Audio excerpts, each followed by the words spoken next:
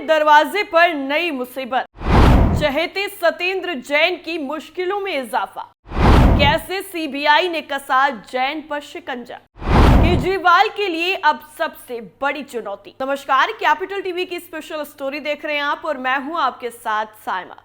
दिल्ली के मुख्यमंत्री अरविंद केजरीवाल अपने कारनामों की वजह से मशहूर हैं। कभी उनके नाम सबसे बड़ा माफी मांगने का रिकॉर्ड हो जाता है, तो कभी केजरीवाल की वजह से उनके करीबियों पर ही शिकंजा कस जाता है। अब केजरीवाल की एक और चहेते को लेकर ऐसी खबर सामने आई जिसने केजरीवाल के खेमे की टेंशन बढ़ा दी है। दरअसल तिहाड़ जेल में बंद दिल्ली सरकार के पूर्व मंत्री सत्येंद्र जैन की मुश्किलें बढ़ने वाली हैं, जिसकी वजह से केजरीवाल भी नई मुसीबत में फंस सकते हैं। दिल्ली के उपराज्यपाल वीके सक्सेना ने मनी लॉन्ड्रिंग के आरोपी सुकेश चंद्रशेखर की तरफ से दायर जबरन वसूली की शिकायत में पूर्व मंत्री सत्येंद्र जैन के खिलाफ सीबीआई जांच की मंजूरी दे दी है, जिससे केजरीवाल बौखलाए हुए हैं। जैन पर चंद्रशेखर से प्रोटेक्शन मनी के रूप में 10 करोड़ रुपए की उगाही करने का गंभीर आरोप लगाया गया है। खास बात यह है कि इस मामले में तिहाड़ जेल के एक पूर्व महानिदेशक भी आरोपी बनाए जा चुके हैं। ऐसे में सवाल है कि आखिर खुद मनी लॉन्ड्रिंग मामले में जेल में बंद दिल्ली के पूर्व गृह मंत्री का नाम इस पूरे मामले में कैसे आया। तो चलिए वो भी आपको सब कुछ एक एक करके बताते हैं। सुकेश ने लगाए थे सनसनीखेज आरोप। तिहाड़ जेल में बंद ठग सुकेश चंद्रशेखर ने इस मामले में सत्येंद्र जैन पर गंभीर आरोप लगाए थे। सुकेश ने अभी हाल ही में जेल से ही एलजी को इस मामले में एक चिट्ठी भी लिखी थी। चिट्ठी में सुकेश का दावा था कि जैन ने 2018 से 21 के दौरान विभिन्न किश्तों में उनसे व्यक्तिगत रूप से या अपने सहयोगियों के माध्यम से संरक्षण राशि के रूप में 10 करोड़ रुपए प्राप्त किए थे। ये पैसे दिल्ली की विभिन्न जेलों जिसमें तिहाड़, रोहिणी और मंडोली में शांति और आराम से रहने की एवज में लिए गए थे। सुकेश ने इस मामले में तिहाड़ जेल के डीजी संदीप गोयल और एक मुकेश प्रसाद पर 2019-22 के दौरान विभिन्न किश्तों में 12.5 करोड़ रुपए की उगाही करने का भी आरोप लगाया था। जैन, गोयल और प्रसाद पर सरकारी कर्मचारी के रूप में अपने आधिकारिक पदों का दुरुपयोग करके अपने लाभ के लिए दिल्ली की जेलों में बंद चंद्रशेखर और बाकी हाई प्रोफाइल कैदियों को अनुचित लाभ पहुंचाने का आरोप लगा था। इसके बाद मामले को सीबीआई को सौंप दिया गया था। इससे पहले सुकेश ने दावा किया था कि सत्येंद्र जैन ने उससे पार्टी में जगह देने का भी वादा किया था। इसके एवज में उससे 50 करोड़ रुपए से भी अधिक का चंदा लिया गया था। इतना ही नहीं, सुकेश के मुताबिक उसे पार्टी की तरफ से राज्यसभा भेजने में मदद का भी भरोसा दिया गया था। सीबीआई को क्यों मिली इजाजत? एलजी ने भ्रष्टाचार निवारण यानी पीओसी अधिनियम की धारा 17A के तहत जैन के खिलाफ सीबीआई जांच के लिए अपनी मंजूरी दी। जांच के लिए एलजी की अनुमति मांगने वाले पत्र में सीबीआई ने लिखा कि दिल्ली के पूर्व मंत्री पर तिहाड़ जेल से हाई प्रोफाइल जबरन वसूली रैकेट चलाने का आरोप है। सीबीआई की तरफ से ये लेटर पिछले साल नवंबर में लिखा गया था। उपराज्यपाल कार्यकाल के अधिकारियों की तरफ से मिली जानकारी के मुताबिक सुकेश चंद्रशेखर से तिहाड़ जेल में शांति और आराम से रहने के लिए प्रोटेक्शन मनी के रूप में 10 करोड़ रुपए की मांग की जा रही थी। उस वक्त सुकेश चंद्रशेखर और सत्येंद्र जैन तिहाड़ जेल में साथी कैदी थे। अधिकारियों ने यह भी बताया है कि सक्सेना ने मामले में आवश्यक कार्रवाई के लिए मामले को गृह मंत्रालय MHA को भी भेजा है। इससे पहले 9 फरवरी 2024 को एलजी ने जैन और तिहाड़ जेल के पूर्व डीजी संदीप गोयल के इशारे पर पैसे निकालने के आरोप में तिहाड़ जेल के तत्कालीन सुप्रिंटेंडेंट राजकुमार के खिलाफ भी सीबीआई जांच की मंजूरी दी थी। आरोप है कि राजकुमार तिहाड़ जेल से सत्येंद्र जैन और संदीप गोयल की तरफ से चलाए जा रहे जबरन वसूली सिंडिकेट का हिस्सा थे। सीबीआई का आरोप यह भी है कि सत्येंद्र जैन ने कभी खुद और कभी अपने जानने वालों, जिनमें राजकुमार का नाम भी शामिल है, उनके जरिए सुकेश से साल 2018 से 21 के बीच में कई किश्तों पर 10 करोड़ रुपए की प्रोटेक्शन मनी ली है। सीबीआई ने यह भी आरोप लगाया है कि राजकुमार संदीप गोयल का करीबी सहयोगी था। उसने चंद्रशेखर से पैसे वसूलने में उसकी मदद भी की थी।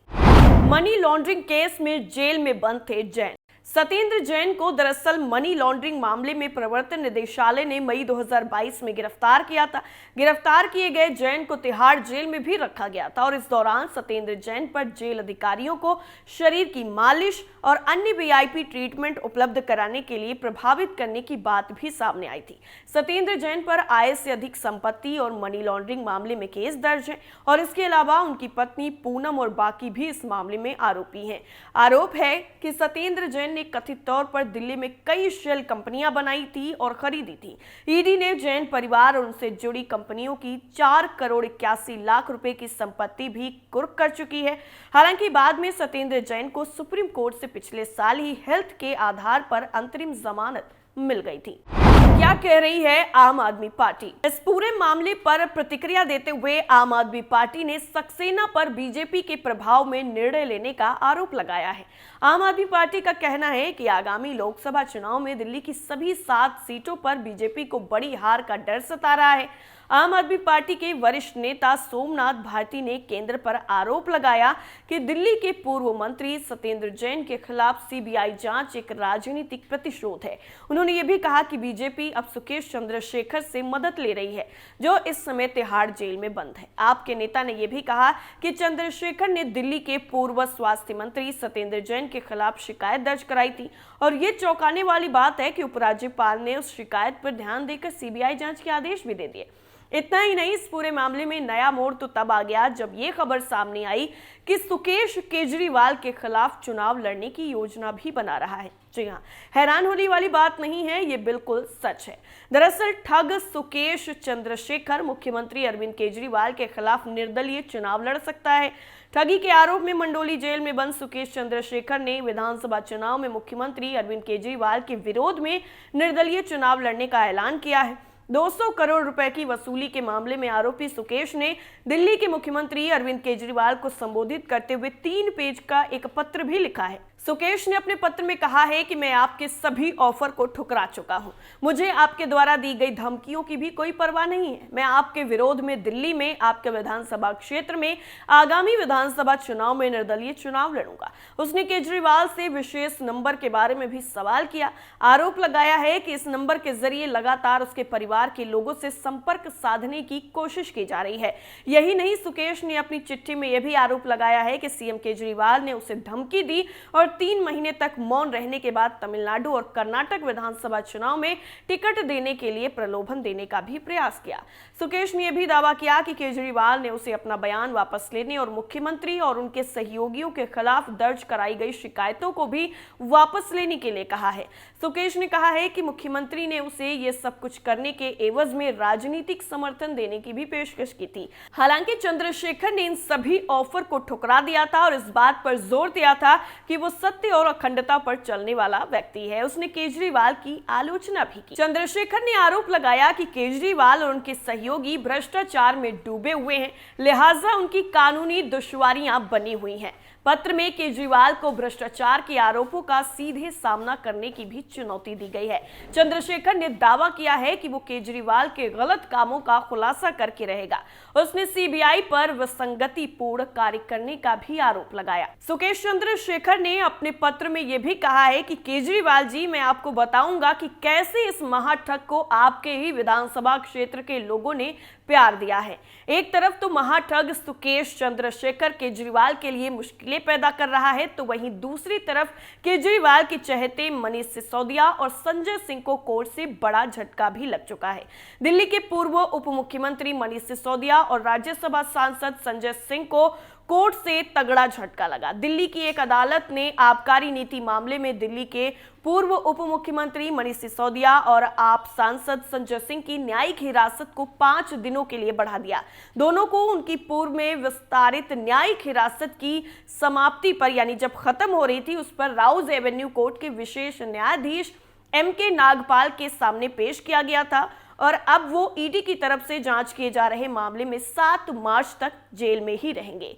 इसकी पूरी जो मामले की जानकारी है वो कोर्ट की तरफ से दे दी गई है और सुप्रीम कोर्ट के सामने लंबित याचिका के मद्देनजर निचली अदालत ने 17 जनवरी को ईडी और सिसोदिया के वकीलों की दलीलें सुनने के बाद इस मामले में सिसोदिया की नियमित जमानत याचिका पर विचार किया जाए या नहीं, इस पर अपना फैसला भी सुरक्षित रख लिया था।